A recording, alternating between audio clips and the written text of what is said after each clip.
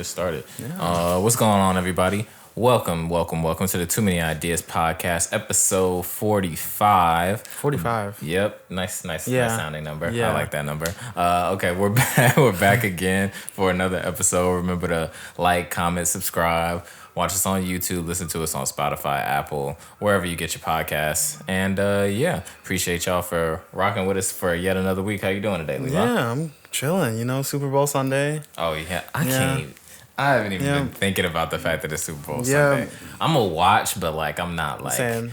I like both of the teams, so I feel like it's gonna be a good game. Okay. But I haven't been invested in football for a really long time. It's been like that for me. Yeah. I hate saying this, but I don't hate saying it, but I hate saying it in the context. But I'm a Chiefs fan, and so.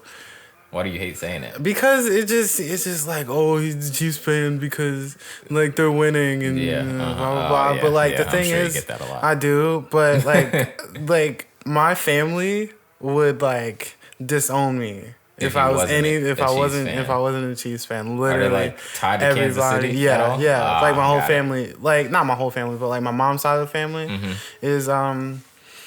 are from Kansas City. Oh, okay. So literally everybody on my mom's side is from Kansas City / Missouri. Yeah. But Kansas City, Kansas, and then my papa's actually from Kansas City, Missouri. That is one of the weirdest things for this country. That Kansas City is a city in Missouri. That's always been so weird to me. But and my dad actually, he has a NFC team and an AFC team, and he was a Cowboys fan for the longest. Really? Yes. Hate the Cowboys. For the absolute longest. He has we got him a Tony Dorsett jersey. Oh, wow. From for Father's Day a couple years back, but then he's this year he's yeah, man. He was I'm gonna have to drop him, man. He was I'm giving up on them, and I've never liked the Cowboys. But we got the Rams versus the Bengals. Yeah, I like both of these teams, and they're both high power offenses. So I feel like it's gonna be a fun game through and through, and that. I like Joe Burrows. He's just a fun guy. On and off the field, it's just I just want to see this nigga do what he does. Yeah. You know what I mean? And I didn't expect that it would be them. The Bengals in the Super Bowl this year. That shit's crazy. Wild. It was wild. They put up the little stat how both him and Matthew Stafford, who was the quarterback for the Rams, are both have a losing record in the regular season.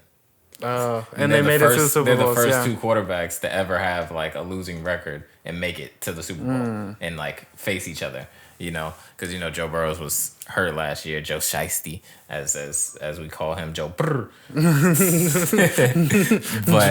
Joe Shiesty. Yeah, bro. He's the coolest white guy right now. He's going up the ladder of cool white guys, getting up there with Jake Gyllenhaal. All those, for sure. It should be a good game. Yeah, I'm definitely gonna go home and watch. I don't know. Not doing anything special? I was thinking about it, maybe having people over, but I don't know. Because I have absolutely nothing to do. It's I don't even have a way to watch it. Oh yeah, really? Yeah, not a official way to watch it. So that's still in the works. Yeah, if I stay home. Yeah. See, my dad, he has cable. Yeah. He has Dish, and he basically gave us. His Dish, because I guess you could watch Dish from anywhere. You could have the Dish app on your Fire Stick, for example, and be able to watch cable through it. So yeah, he just gave us the login stuff, and now we could just watch cable. That's pretty dope. Yeah. Hopefully Dish doesn't come after me for that, but they don't know who my dad is, so fuck y'all. Anyways, so hopefully something comes up today for me, because I want to watch it. I'm you can go somewhere and watch it. Yeah, but I don't want to go to a sports bar or anything all the crowds and shit. Yeah, I don't really feel like doing that. Yeah, but I've personally, I've always been a commercial and halftime show watcher. Oh, you're one of those people. Yeah. I'm super I'm into that. I like it too, but I don't really care like that much. I don't care as much as I did. Did you see the Zendaya under 3,000 yeah, commercial? that one was cool. That was cool. Yeah. But like I like to it's interesting because for me the perspective that I like watch it from is from the like actual not more of like a consumer perspective, but like knowing the ins and outs of making a commercial, you know, being behind the scenes and like actually like knowing about marketing and advertising and stuff. I think of it more of like I want to see what these companies like I essentially like best ideas are, because that's essentially like what happens during the Super Bowl is just like what's the best thing that they could come up with while everybody's watching. Yeah. You know, and how many celebrities are here? Like how much build up did they put into these commercials, and like what's the story that they're trying to tell, you know? And is it going to be like whack? You know, cuz a lot of times it's just like you're watching it and you're like, "Ooh, like what's this commercial?" And then you're like, oh, it's insurance. Yeah. You know? But yeah. I could never forget when I found out how like big of a thing Super Bowl commercials were. Yeah. Because I never thought about it like in the sense of like, oh, everybody watches the Super Bowl, so this is probably like the biggest time to actually like advertise anything. Yeah. And how much they really like pay for those They pay spots. So much money. A lot of fucking money. So much money. Like a lot of fucking money. Yeah. And like it just goes all the way back to like how the NFL, like I forgot what I was watching. I was watching somebody talking about it, but they was kind of like comparing the NFL to the NBA and how like all of this is like entertainment. It's all an industry, like as far as like businesses is involved, but how the NBA is more about the sport. And the NFL is more about the business and more about the money and not like it was somebody said like how they kind of like define themselves. They're like a business. They're not, I like, see a sports thing. I can like without like with what you said, like I understand like what you're trying to say about like the NFL and everything and versus the NBA. Yeah, and I feel like it shows in a lot of different ways, like a lot of different ways, but. You know, that's just how it goes. I haven't liked like anything really from the NFL in recent years, but I feel like this playoffs, you know, the teams that are in it, like it's actually been like pretty good this year. So hopefully it continues to be like that, you know, but we'll see. Now that like Brady's gone, you know, it's just like that kind of. I feel like that's gonna be a shift. Yeah, for sure. But I think so. I think there's still like a lot of good quarterbacks like in the league that a lot of people like. I think like it's like I guess now it is a like new generation of quarterbacks. Like the whole like for as far as like people like who the quarterbacks that people are watching. Yeah. You know, it's definitely like a new generation, and like as soon as Matt Ryan's gone. I think I feel like whoever Atlanta might pick up like after Matt Ryan, as soon as he's like finished, I think we might like still destined I'm not to fail. Destined to fail. You think so? Yeah, it's just the Atlanta curse. I want to be hopeful to see that like curse. The only thing good we got here is I'll say basketball is good now. It's not like great. But like it's good. Yeah, it's good. Like people are watching. Yeah, like, we have a good team. It's a fun team. Like they play good, you know. But as far as like nobody looks at like the Hawks and thinks like, oh, they're about to win the championship this year, kind of thing. Like you like him and you like Trae Young, like he's amazing. But it's just like you look at it and you're just like, okay, it is what it is. Like we're not winning this year. We might go somewhere, but we not. If we win it this year, that would be like for sure, completely out of the realm of possibility. Yeah, you know what I mean. But it's like that, and we have Falcons, it's even worse. Like, there's no way. And then we have our Braves. You know, they're consistent. The Braves are consistent, pretty much because like we're good the entire like season. You know, preseason and like even. We're a little shaky in the postseason, you know, but it's just like we're always like making it just like we're playing a good postseason. Like the Braves are always playing a good postseason, or More or less a good postseason. And then can't forget about Atlanta United. They won their first year. Yeah, their very first year. Yeah. Like they had a good team. But yeah, like nobody's really like has their eye on them right now. But people definitely have their are watching the Hawks and definitely watching like baseball fans are definitely watching the Braves for sure. Yeah.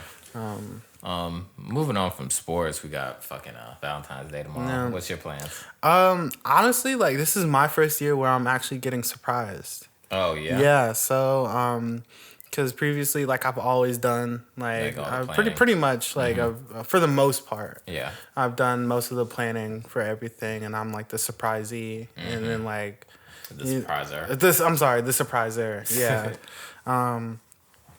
But this year I'm the one being surprised, and I think I'm going to, and like it's weird because like she has school like all day tomorrow. Yeah, but I'm gonna try. Yeah, I'm gonna try and like order some breakfast and get it delivered. You know, that type of thing, like a nice like breakfast from Cafe Intermezzo.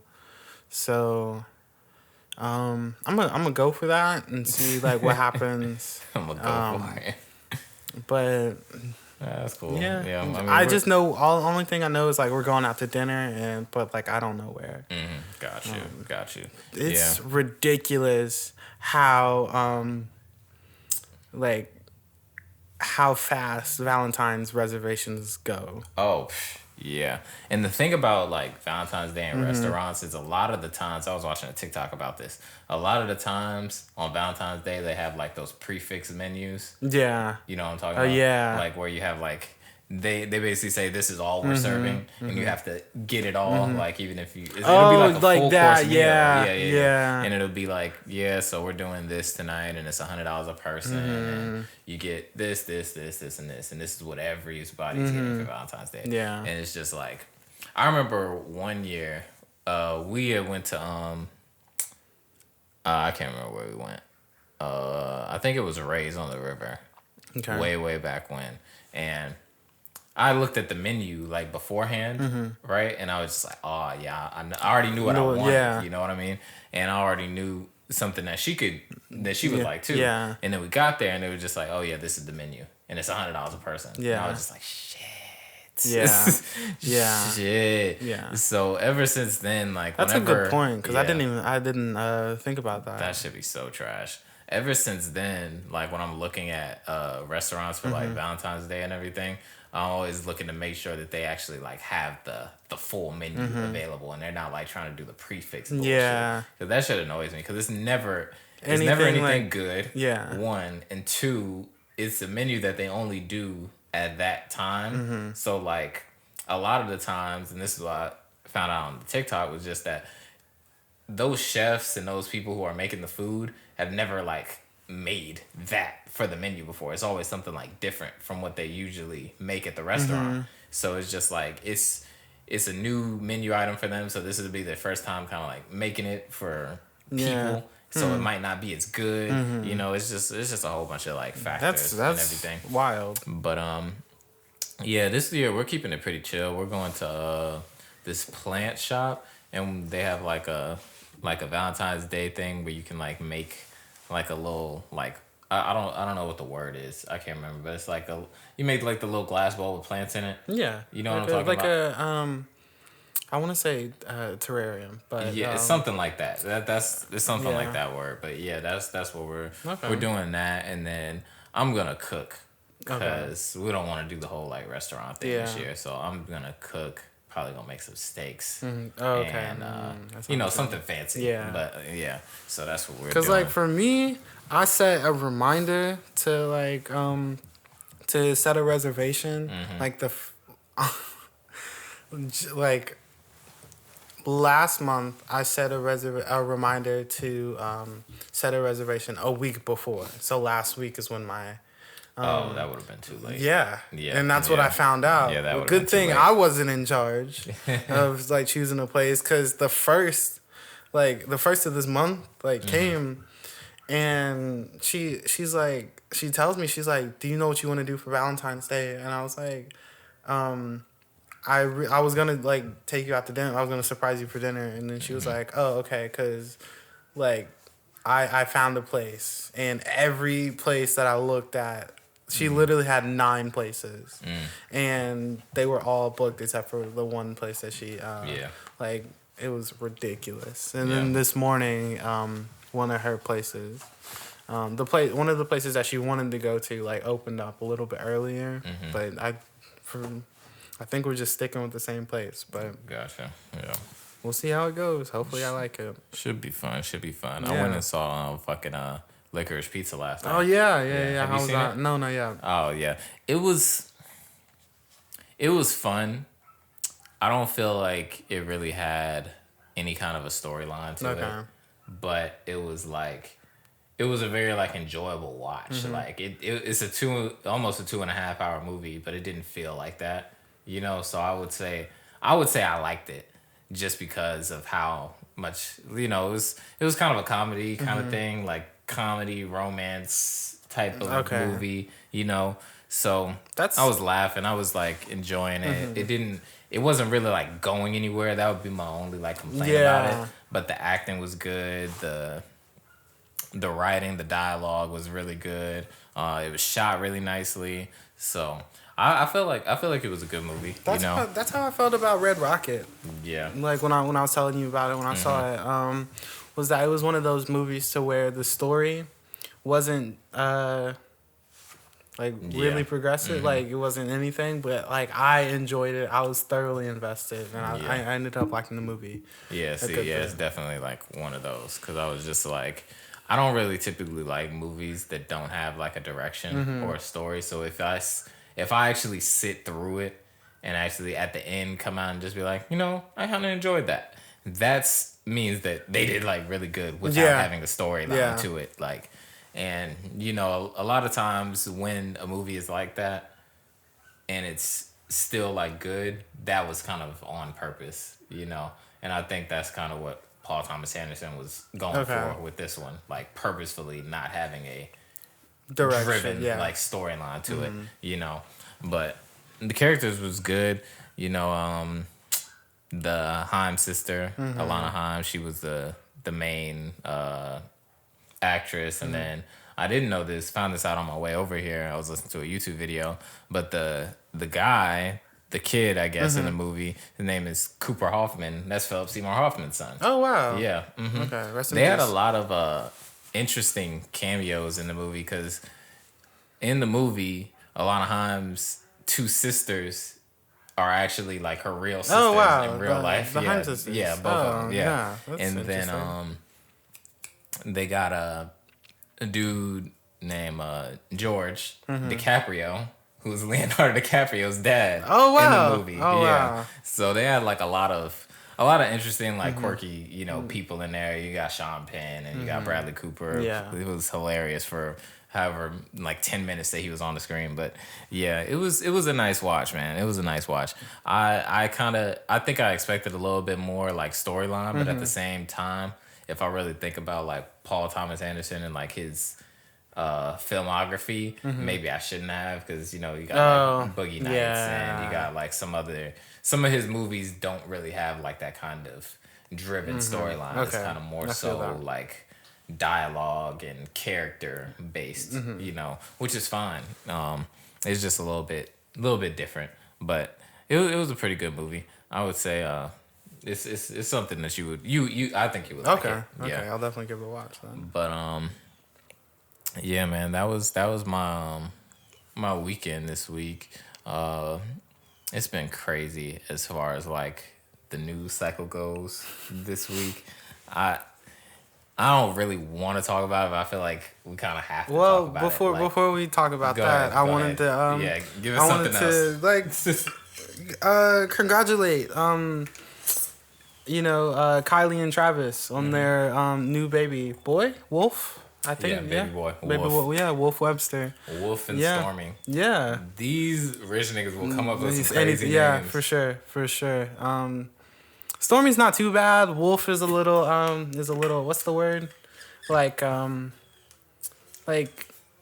want to say like eye opening. No, that's not the word I'm looking for. But like it's a little like it's like like you want to second guess that like for you're like Wolf, but like you said, rich kids. They always come up with the craziest names. But and it ends up working. Yeah, sometimes I don't know how Wolf is gonna end up working out. Honestly, like Stormy, I like Stormy. It has a nice like ring to it. Wolf, it doesn't. It doesn't. But the thing is like it'll work until he's like 12.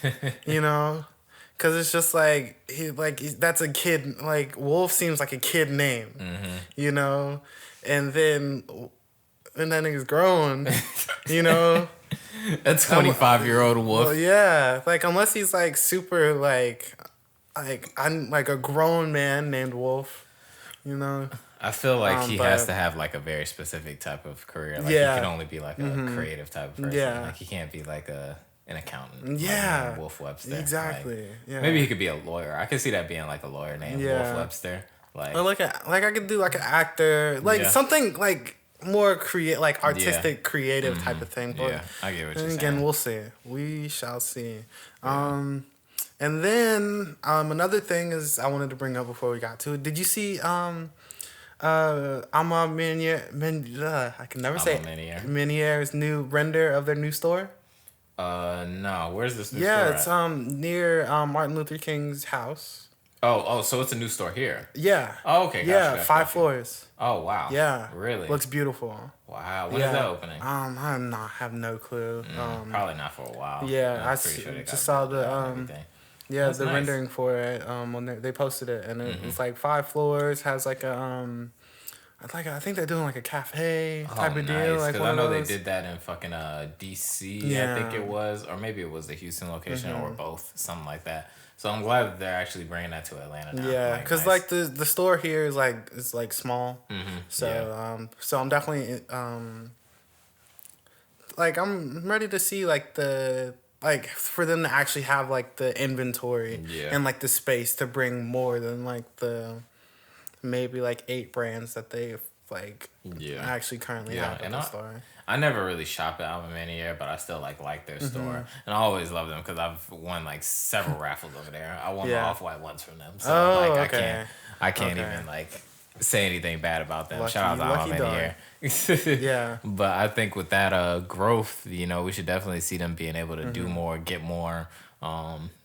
Maybe not, because I feel like they already get like pretty high profile like releases and everything. But maybe they'll just get more stock. Now more stock kind and of then more like variety. a bigger market. More variety in like their regular like clothes that they carry and everything. So yeah, that's cool. Like shout out to them. Them and Social Status. I feel like it's all it's pretty regular that they're doing like more and more like in the city and opening up new spaces, doing new things. Yeah. So that's cool. Social Status, cool like honestly, like that's my spot.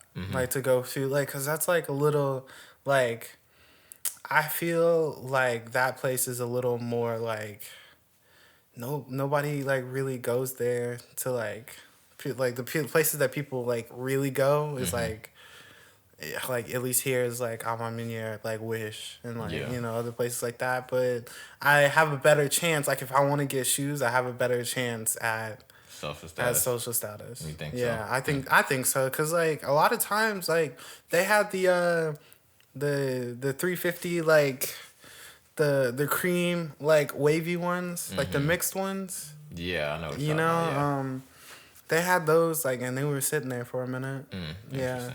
So like it's just like not every time are you gonna like hit it like that. And they obviously like they didn't have my size, but like they still had a good amount of stock like of those shoes, and I was just like okay. And typically like they usually they hook me up. So it's just like I fuck with Social Status over there. I think you know Izzy. Yeah. Izzy, he works over there. Shouts out to Izzy. Yeah. Always cool. What else we got? Do we have anything else? I'm trying to think before we get to it. Besides this shit. Oh my god. I don't think so. I don't think so. I don't think we can avoid it. Yeah. And honestly, no more delays.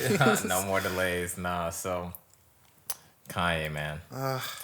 Nigga has been losing his fucking mind. Like, and I say that so seriously. Like, and not to say like, mental health, off the meds, all that kind of bullshit. Like that's not what I'm getting at when I say he's losing his mind. I just mean like he is. Nigga said he didn't have a phone and has been on the phone. Every day. It's like every hour on the hour posting some shit. Did you see what he posted? I just just probably like a little bit before we started. Like he posted something as we were starting. Oh, like what? He posted he posted Pete Davidson's tattoo of Hillary Clinton. Swear to God. Yeah. Oh nah, did he delete it already?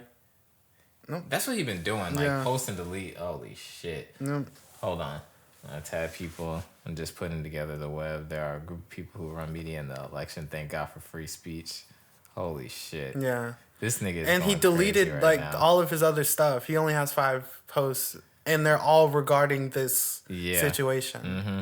You got Kid Cudi up on here. Like, you got Pete. Nigga said, "Look at this dickhead." Yeah, like I just feel like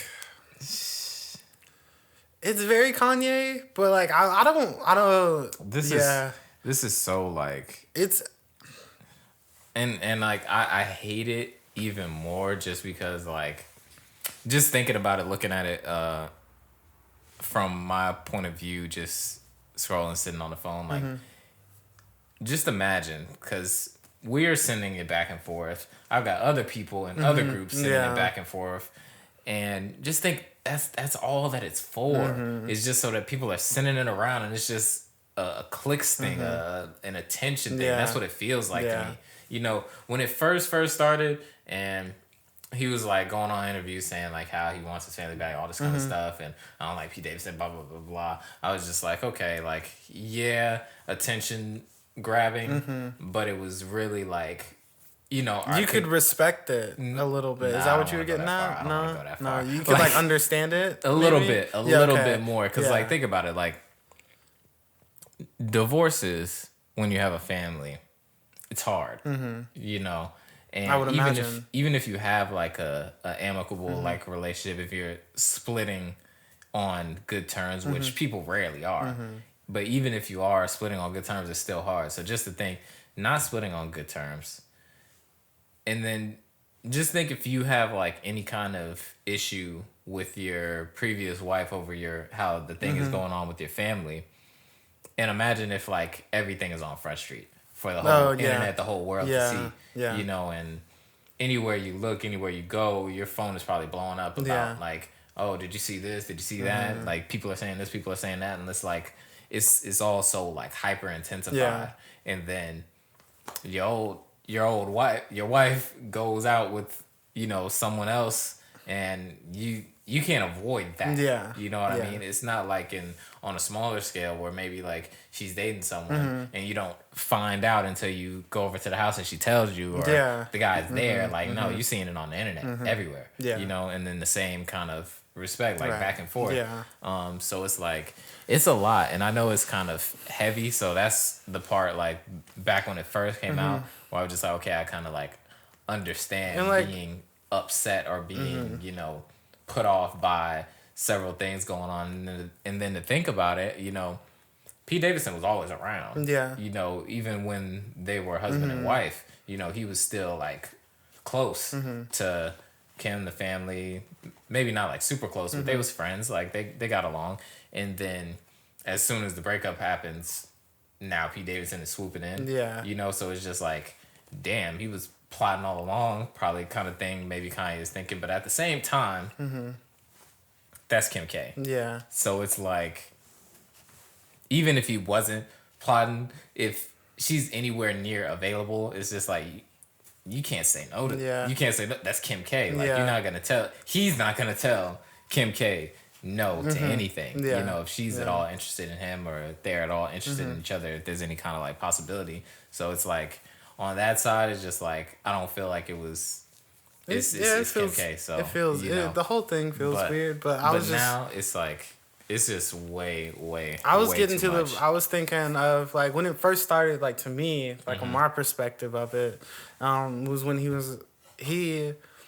I could understand why he was saying everything publicly, was because he didn't like, he wanted to make everything clear on like like the public's perspective, you know, at least have his like opinion on it. Kind of like have a record. Have a record of like, by the like, this is actually how I'm feeling, you know, because like, what if he hadn't said anything about, you know, not being able to go to his daughter's like party, you know, not being invited, and then we like all we see is this headline of like, you know, Kanye didn't come to his daughter's birthday party kind of thing. Yeah, you know, Kanye didn't show up to his own like daughter's birthday party, and then makes a bit of sense. And then that like that's how I was thinking, and I was like, with every instance, I could figure out where like, oh, it makes sense that like he posted this whole like TikTok thing, right? So it wasn't. I saw the one headline where it was like Kanye shades Kim K for letting North have like be on TikTok, and like that was the headline, and then somebody on Twitter was like, no, like he just like wants to be like a good dad, and you know, or what, like whatever, and you know, he like posted and he was like, thank you to all like my people for like having my back and like actually understanding like my perspective and blah blah blah on this, and like that's how I was coming at it. But now this nigga's posting memes. Yeah, like he's like the perspective, like, and this is the same thing we talked about this with Kanye for years probably, but like like if we break it down to like bare bones of the message of something, like cool, we get it. Yeah. Like you want your family to be a certain whatever. Like, yeah. Cool. Like we can always understand like the message. It's the delivery. Yeah. And now this delivery is probably like as bad as it gets to me. Like with the memes, you know, shitting on Pete every chance you get, the Cuddy thing and tagging people, like it's like, for me, I don't get a why. Like I feel like it's just like tormenting the situation at this point. Yeah. And that's something that I don't really like, just because like, you know, it's like, why do we need to see your text messages? All of that. And then also like, think about, you know, when North and when Saint and when Psalm and when Chicago, when they all like grow up and they're in middle school, high school, whatever, and like people are gonna know about all of the shit that happened. Like all throughout, like, and some people might say like, oh, they're not gonna go to regular school, so it doesn't really matter. But like, even the kids that like go there to like whatever academy that like they go to, or whatever, like people are gonna know. Like they're not gonna be able to avoid all the shit that's going on while they were kids, you know. And I don't know, I'm not sure how old North is, but I'm sure she's old enough to understand like the internet, what's going on, and what is happening, what people are saying. Yeah. And like that kind of stuff could really have like a bad effect on your children. Yeah. You know? And that's really what I'm thinking about, just because like I just feel like it's more so of a damaging point towards the kids. Yeah, because now that you like brought that up, it's just like it'd be completely different if it was just like Kim and Kanye. Yeah, like it would still be. I would still be like, yo, he's crazy, but I wouldn't be like, you know, like, oh, this is. Yeah. It wouldn't be as detrimental. Yeah, as detrimental. It would still be bad because in the same token, you're still tormenting her, like in a sense, you know, like, and that still like has its negative implications to it, but. It's just like how I just don't understand. It's just like, how are you gonna be like bring my family back together, you know, and say all this stuff, and it's just like, I want my family back, this is and not then getting your family back, bro. Like, I don't think so. This is not gonna do it. Like, the way that you're acting, the way that you're kind of like presenting everything is just going to keep on driving the wedge further and further and further. You know what I mean? And you know, I don't think that there's any chance anytime soon of him ever like getting Kim back. Maybe this situation in of itself will calm down, but like, I don't know, man. I'm starting to get to the point where I don't really understand like how he can rationalize his goal with his methods. Yeah, because it's just like they just don't match. Yeah, like it's so he's so like combative, but the goal that you're trying to reach isn't a goal that you reach by being combative. Yeah. You know what I mean? Yeah. Like, you gotta kind of like, you gotta be a little bit more amicable. You gotta have some kind of give. Yeah, because it's just like, you're not gonna, like, yeah. You have to be, like, willing to, like, compromise. Exactly. You know? Yeah. And it's just like, there's other ways of dealing with so it. many other ways. And it's just like not all over the internet, posting and deleting everything. Yeah. Like, it's just, at this point, I'm just, like, tired of it, honestly. Like, it's like, the past, like, 3 days, it feels like every hour, like, someone, like, whether it's Benji or whether it's Luke or whether it's you or whether it's Josh is sending, Kanye West is posted, Kanye West is posted, Kanye West story, Kanye West this, Kanye West that. I'm just like, fuck, man, just give it a break. Yeah. He literally said, I'm not going to have a phone until the album's done. Has done nothing but be on the phone. Like, somebody got to take that phone from him, bro. Like, he needs to, I feel like that would solve it. You know, I feel like that's possible. Like, that could possibly solve it for him. Yeah, or at least make a good. It might look like for us that it's solved, but I don't know if that'll actually like solve it for him, like in real life, in real time. But like, as far as like it being all over the internet, I feel like that would help like a lot. But you know, I don't know. It doesn't. For me, you know, it even takes away from the music. Like, like I'll hear the song and just be like, okay, that's cool, but I don't really like, I can't really feel like an enjoyment, you know, from listening to it because I'm thinking about all the shit that's going on, you know. It's and just I try to be someone who doesn't like mix the art with the person kind of thing, but it's hard to do that when you say God saved me from this crash just so I can beat Pete Davidson's ass. Like, not even that, but just like when I'm sitting here and I'm on Spotify, listening to the new City of God song, and I'm getting like 2-3 messages about Kanye tweets. Like, I'm literally listening to the song, but getting all these messages about all the bullshit that he's doing on the internet. And I'm just like, fuck. How'd you like that song, by the way? It was cool. Like, me and Luke was talking about it, and it was just like, you know, a new Empire State, know, Empire State of Mind song, and I didn't really like Empire State of Mind like that. So I didn't really like. That's a hot take. I don't know if it's that a hot take. Well, like, I feel like now it's not really, but like I feel like if it wasn't my type of sound. Yeah, you know, I mean, like, it's a classic New song. Like, I get that. Yeah. I don't personally like it like that though. And I didn't really like this song. I was vibing with like the Empire State of Mind song. It's just like I like the like I know the know the words to the song. You know. Yeah, I mean everybody knows the words. Like, to the song. But like to actually But I don't like how like bright it feels. Like how like upbeat like it is. And I feel like it's a bad mix of like the upbeat and then like the drill sound. Yeah. Like, it was kind of it sounded like really sit right for me. I don't know if I'm reaching or stretching or fucking Mr. Fantastic, but like it sounds like Off the Grid to me. I mean, yeah, it's back Favi and Kanye. Yeah, no, but I didn't. Favi's verse on this one is way weaker than it was. Yeah, for sure. Way weaker. But like Kanye's verse is a little bit better. I'm just speaking on like the production aspect of it, not necessarily just because it's like Kanye and Favi, but it felt like the sounds were kind of the same. It was just like I wish I could know exactly like the words that like I want to use to describe it, but it had like that 808 like bass like kind of sound, and then it did like the slides like the woo woo woo woo like that part like it had like all of that like in it, and it felt like but I mean that's the drill sound. Is it? Okay. But like in the sense of those Cardi ad-libs had no reason to be on that song.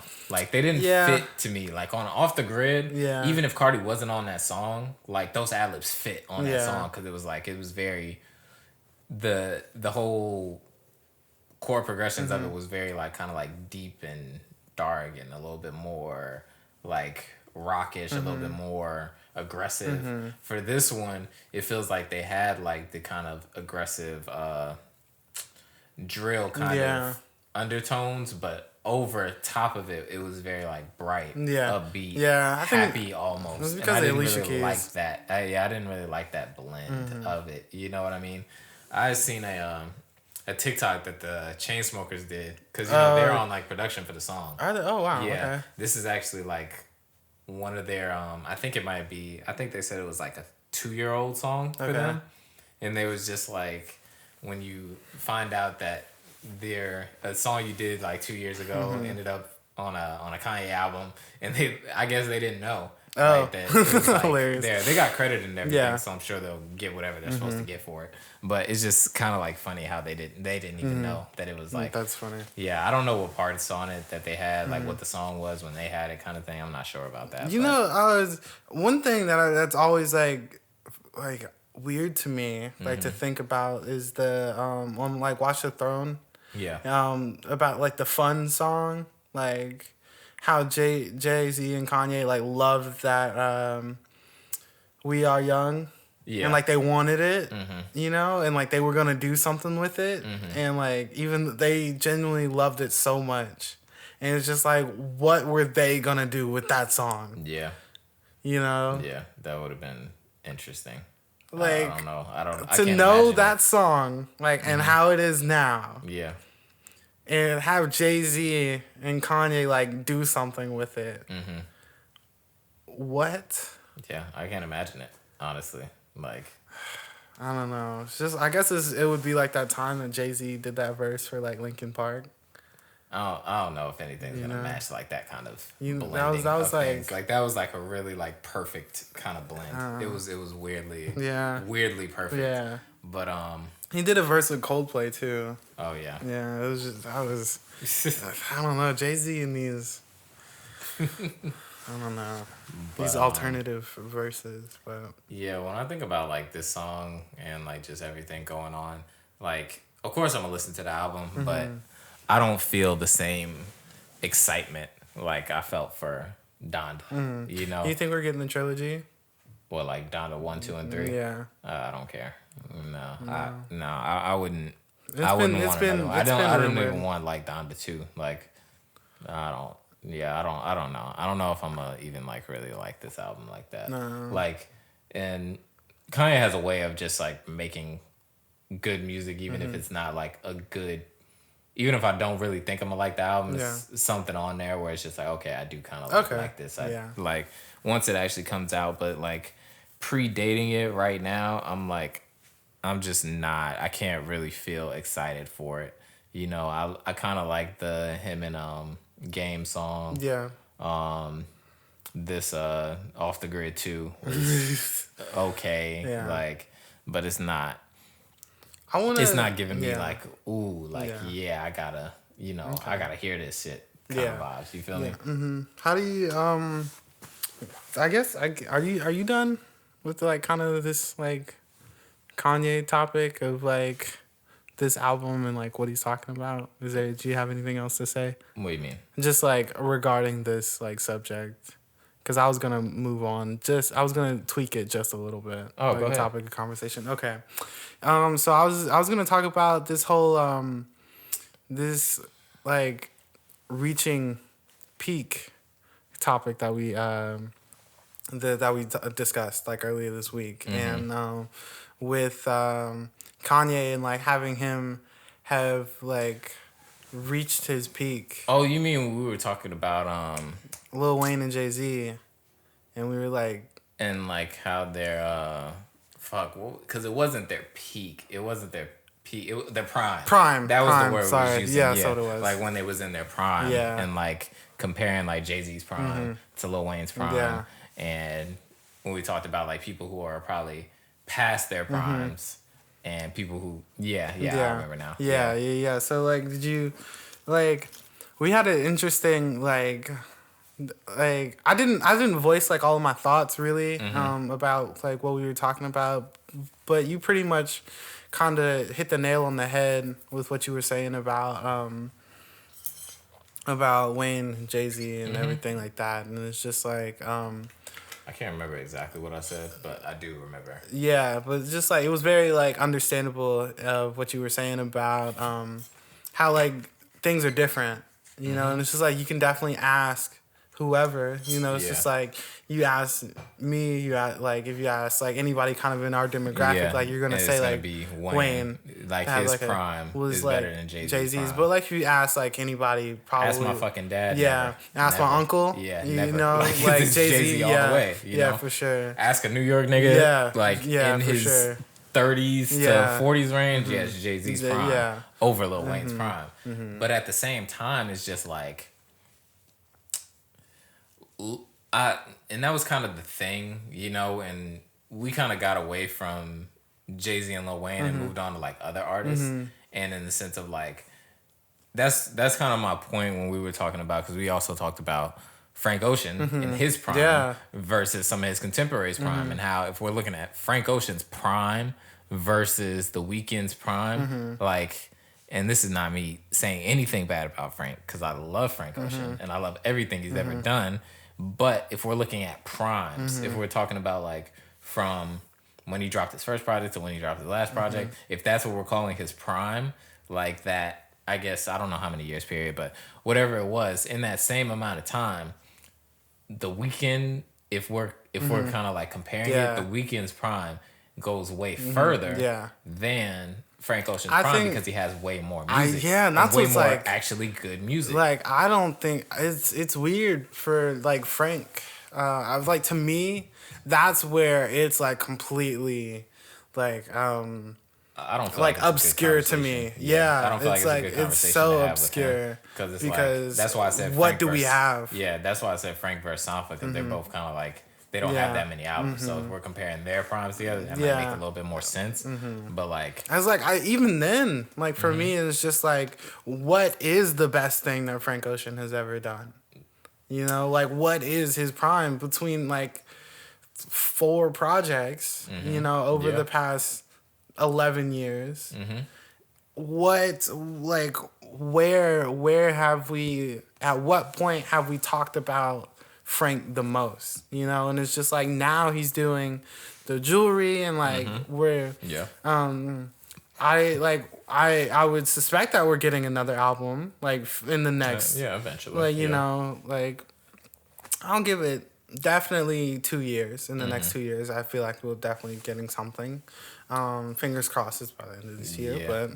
But like that's kind of the thing that I was talking about too with Drake, in the sense of, you know, like, and before I get to that, I want to draw back to Frank Ocean in the sense that, you know, if he's got way more albums in him, then there's chances are that we haven't seen what his prime is yet. Exactly. But if this is all that we're getting, maybe one more album out of him, you know, in his career, then chances are his prime is already behind us. Yeah. You know, like it was probably the Channel Orange Blonde era, you know?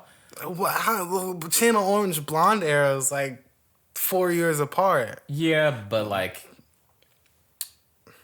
see, and that's why it's hard. Yeah. Because it's like it had carryover, you know, from Channel Orange to Blonde. Like he was, there was always anticipation for Blonde, for that next album from him. Yeah. Ever since Channel Orange came out, it was just like, okay, what's next from Frank Ocean? You know, and he of course disappeared for some time, but like, you know, do we still count that time in his prime? You know, it's hard to say, but like taking it forward, I guess, to Drake. You know, I said in the group that I think he's already past his prime. Yeah, you know? I and basically, like, to define prime a little bit better is just their prime for them, like their literal best time period, best bodies of work, which I feel like was his. I can't name all the albums off the top of my head, but the Take Care is was album. Nothing Was the Same. Nothing Was the Same. Yeah, like that period is the best things that he's done ever so far. Yeah, like his career, as far as like features and like all those like even so like features, those albums, like those singles that he's done. Yeah. And like Lou's argument was kind of like he might still be in his prime, but you know the thing is like definitely the tail end of it, at least for me. Yeah, and that was kind of like if we're even that was kind of my point in the sense of like is this his prime? Because I feel like this is not a completely different direction, but a different direction for him as an artist. What he's doing now, what he's doing recently. But I think that during that time period, that music, if we take it, cut it off, and capsulize it, it's a step above what he's doing now. Yeah, and a step above what he was doing before that. It's a cut above. So that I would have to say is his prime. Yeah, I can.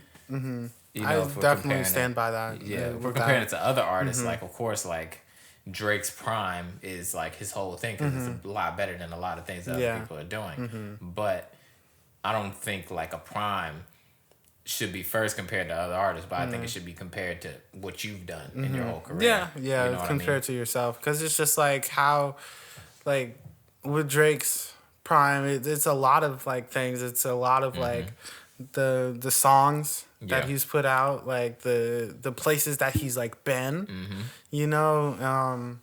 and whether it be like movies, commercials, like the publicity, I think all is is accounted within that as well, and like the anticipation that like people like have for you is also included in that, and it's like the quality of what you put out. So I definitely think that era has been the best like quality stuff that Drake has put out. Maybe he may be arguably bigger now, but personally, the quality of his music has like hasn't reached that, and so it's just like everybody may be talking about Drake and like more if it more of like a public, maybe more public prime, like because like he's like worldwide now, if you will,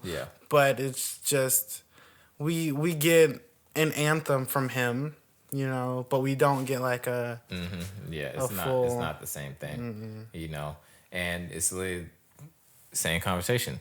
Kanye past his prime, I don't think that, and Lou was kind of saying Donda 1, 2, and maybe like 3, if there's a trilogy, might be, better than his, 808s, Yeezus, My Beautiful Dark Twisted Fantasy era.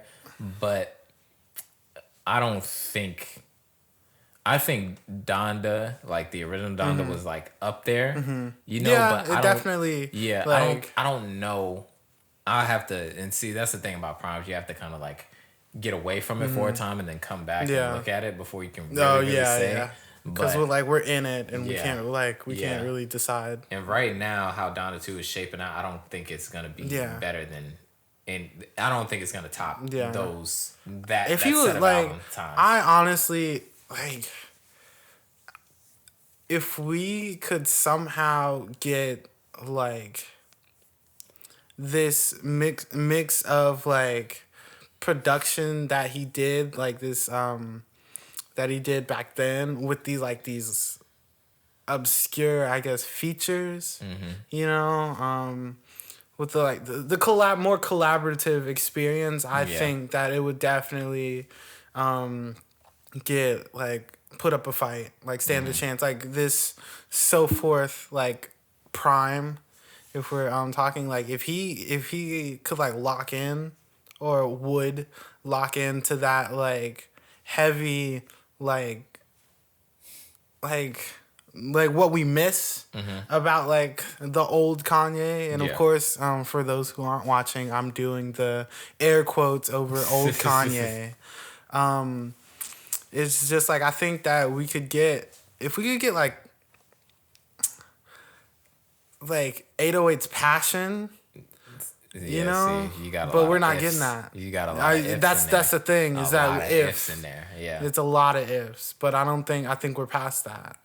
But could we, like, I'm not to say like for sure if we are. Yeah. We can't know until it's actually like said and done. But this is just a kind of like an anticipation that his prime is behind us already. Yeah. But someone else, 2 more names.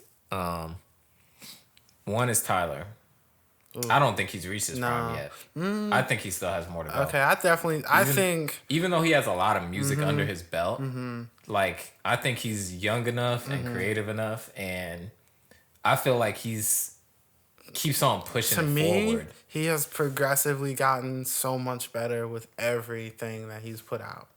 Every album. To me, like, he's gotten better in at least, like, one area of, like, you can maybe say, like, the lyricism in one album, like, after Wolf, you know, wasn't as good as, like, the Wolf lyricism. But, like, you cannot say that the production from, like, Wolf is better than...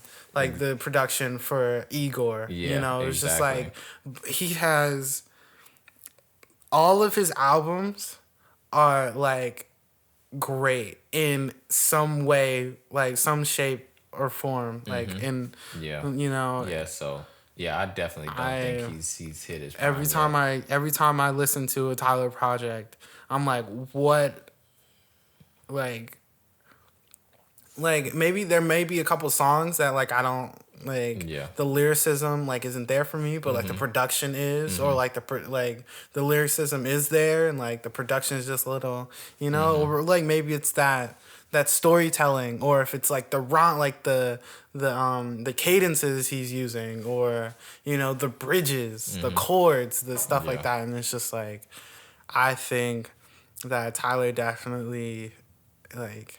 That he's an interesting, like, if we want to talk about primes, that's a definitely like he's going like this, you know, linear. It's not like a, and like we might be in his prime right now, might be, but I still feel like if there's anyone who we haven't hit their prime yet, like definitely. Even though their music has been really really good, I think it would be him. Like I think he has like another level that he could reach as an artist still, you know.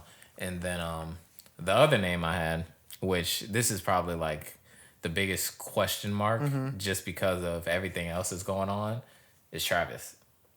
I think Utopia is going to define whether or not he has reached more of his prime to go, or whether he is past his prime. Yeah.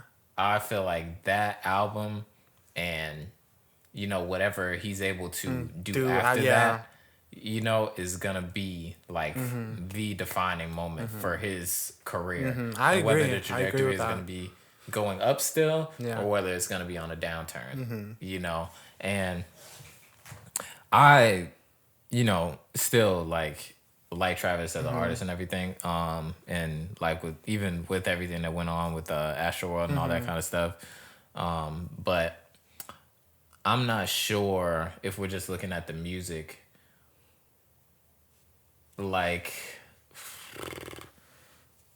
I'm not sure if it's gonna be better quite yet. I'm not 100% sure if it is. That's a good one for me. Like even personally, because it's just like if I were to personally rank like his albums, it would be like Rodeo's at the top for me. Really? Yeah. And I don't really disagree with that actually. I really like that album. Yeah, Rodeo's at the top for me, and then it'll go Astroworld, and then Birds in the Trap. But like a lot of people, like I know for a fact that Birds in the Trap is like slept on, you know, but it's something about it that I'm not like. It's weird for me to say that it's slept on and then be like it's still not my favorite, but I know that there's something about it that like.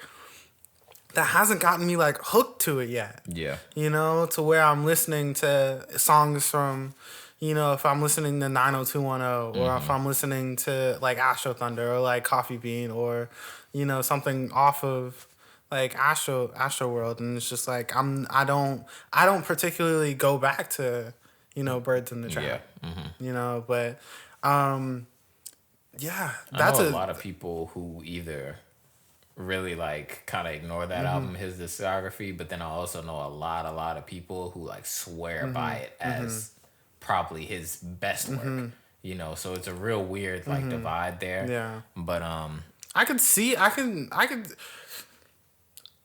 think now that like I can like really speak more so on it, is that album is very in between, and like it is quite literally in between of like sandwich of a fresh like Travis and a more established Travis, and that Birds in the Trap was just, it was the most Travis that we have gotten in an album, I think, of like his. You remember how we were talking about previously about Astroworld, and how like all the Travis songs that we like aren't good because of Travis, they're good because of like the features, you know, or the production or whatever. I think that Birds in the Trap was the most, that's what I'm saying, as in the most Travis that we've gotten. And I think that that's a pretty like agreeable statement on the fact that like he was under, like, I don't know if he still is, but first album under Hustle Gang, you know, and that was like a different kind of like Travis. And then even though that there were features on Birds in the Trap, that felt like the most like Travis heavy, one most authentic that we've gotten so far. And I feel like for him, he's like, as far as this prime conversation goes, he's the only one that I can think of, at least off the top of my head right now, where he could either be in his prime, past his prime, or before his prime at this very moment. Literally anything could happen after this Utopia album. Yeah, because that's a good point, you know? Honestly, especially with like what's happening and like just because of that, like he could literally go like anywhere. I hope, you know, he's either gonna be in his prime still or going up again more. But I don't want him to be past his prime after this, because I feel like, you know, it hasn't been enough of him. You know, just like what you said with the album, but look at it from a whole career perspective, it hasn't been enough of him. You know what I mean? So I don't know. I don't know. But he's one of those that's like an outlier. Like a very he could literally be any one of those positions, you know, with his career. And it all just depends on this next album. I feel like a lot is riding on this next album. Yeah, seriously. More than before. Yeah. You know, because and I feel like there was already a lot riding on that album. It's the execution. Yeah. It's the execution. So it could very well be like it's because of like what's happened, you know, and it's just like this is a chance, is a second chance essentially, like for him. So if this comes out and it's just like more so of like the I really don't want to like, if you could like bear with me for a second, more so of the Dark Twisted Fantasy of like how and I'm saying that in the sense of how Kanye like did the whole Taylor Swift thing and then was like completely shunned essentially by the public, and with this and then had like kind of isolated himself, and then came out with this album as a backhanded apology. Is what people kind of like when I did the listen to the Dissect, shout out to Cole.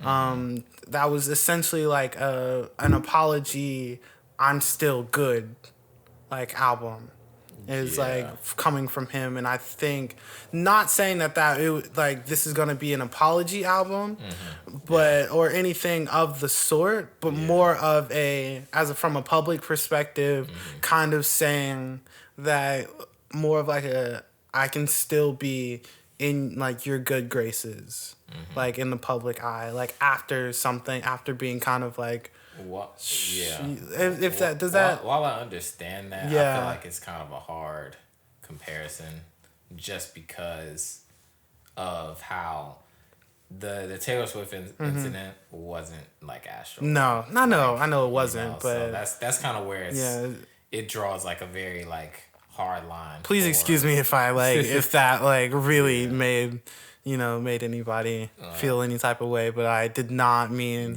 to compare that. I get what you mean.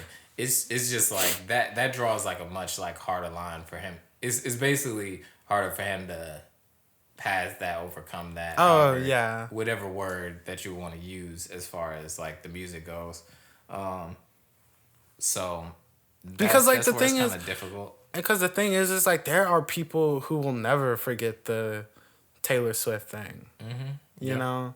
And so like every time, even though it was however many years ago, like 2000 whatever, no idea. Like, I can't even remember. You know, like people are still like Kanye West, like, oh, that thing he did with Taylor Swift, oh yeah, he's a jackass. Yeah. You know, even today. Yeah. You know, but I think in that sense of maybe people not really knowing, you know, I think in the sense that in that public like eye sense, that's really where I'm coming from. Not in the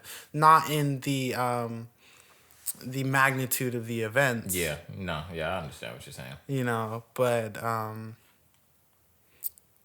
that's the situations where even though they were completely different, you know, it spread. I think it spread just as like. As soon as that happened, everybody was talking about it. And so it's just like, I think that it's possible that this album could be detrimental to, like you said, to the trajectory in that sense of... Yeah, it could either... It could change it for the good or for the bad, or it could just keep it on where it needs to be going for him as an artist. Yeah. So... we'll just have to see, you know, but that's a big question. I'm not sure how people out there are feeling about Travis right now. Maybe I'll make this clip and let people kind of answer, see what they think. Yeah, how are you guys feeling? Yeah, because I'm not sure where it's at right now for him. Yeah, you know? like that's where it's difficult because it's just like, of course, I feel like, you know, me personally, I do want to, like kind of like see more from him. Like I hope that he's not like quite done yet, but it's just like I definitely like it's a little tricky. Yeah. Especially now, and it's just like it's real tricky. Like where do you stand on that? Yeah. You know? Yeah, it's real tricky. So like comment down below like what you guys think, what your thoughts are about that, you know, and it's just like what are you expecting, and. Yeah, like what are you expecting from Donda? What are you expecting from, you know, Utopia and Travis Scott moving forward? You know? Yeah, let us know, guys. And we'll see. We'll see what happens, man. We can go ahead and I wanted to actually like I had one more thing. All right. Not about music, it's not music related, but I wanted to ask you about a thought that I had because I've been playing like Apex and like Fortnite and like stuff like that like recently. Oh, gaming. And okay, cool. not it's more on the lines of like NFTs, right? Do you think that these like games can capitalize off of like having like an NFT like skin? You know, if that's like a way of like... Oh, you about to give them some... You about to get them $1 million idea. I know. I think it's genius. Because I thought about that too. I think it's genius. Because especially like in Call of Duty, even though I don't play that bullshit no more. But especially in like Apex, Call of Duty. Man. Huh? Hop on Apex. Yeah. I'm telling you, me and Luke been killing it. I just don't like the way that Apex looks, but I'll try to give it a shot. Yeah. Maybe I'll download it today. Yeah. But yeah, they should really have those skins be that kind of thing. Like that makes a lot of sense. It does. You know, and like, just games are basically the metaverse if you really want to think about it. Like, but I don't know what kind of parameters or blocks or anything they have on that kind of stuff. Because a lot of the times when they're doing those skins, they're doing it with other companies. Like, for example, Call of Duty did one with Attack on Titan. You know, so they would have to get like approval. Like it would be so cool to like be able to open like pay for and open a blank insert game like pack. Yeah. You know, if you will, like mystery box, and open up a one of like 5,000 skin, or like a 1 of 100 skin, 1 of 10 skin, and then be able to like show that off. Yeah. And be able to like. I feel like they would have to add in like a lot on the tech side, just because like the whole thing that is NFTs, a lot. It is a lot to ask. It's like, yeah, you got it in the game, but you have to buy it on the blockchain. Yeah. Either that or like how it kind of connects. It might be a little bit difficult for them to do it. I'm not sure though. Or if like I guess to make it even more simple, to kind of not necessarily be an actual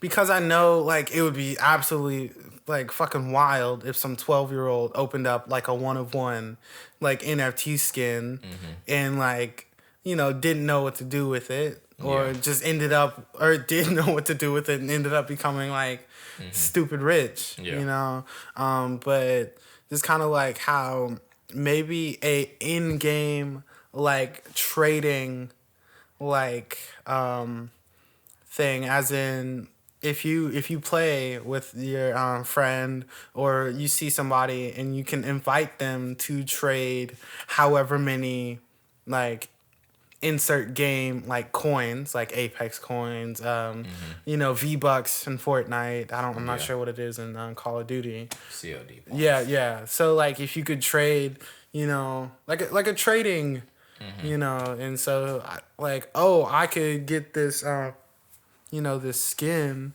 and then trade it for X amount of COD points or V-Bucks or Apex coins, legend tokens, whatever.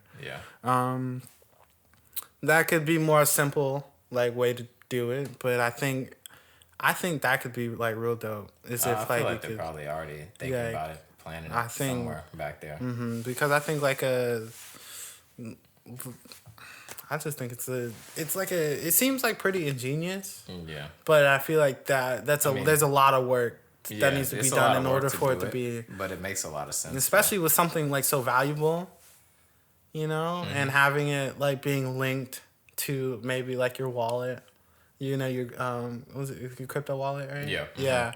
You got crypto wallets, your MetaMask. Yeah, like it's just like that's a lot to like to put in a lot of trust, and I guess it could be like to make it secure, you probably have to buy it online and then import it into the game. Okay, that makes a little bit more sense. As if so it's gonna be like actual like NFT. Yeah, so like go to like apexnft.com, buy whatever NFT, and then transfer it's on like you have your Apex account. You'll probably get like a code to put it into the game. Yeah, that makes sense. Yeah, that does make a lot of sense. And then it's just like, and then you could like the only trading you could do would be on your laptop and not on your game, and so it's just like, and if you did want to, like if somebody did see your skin like in the game or whatever, and then they could send you an invite or like a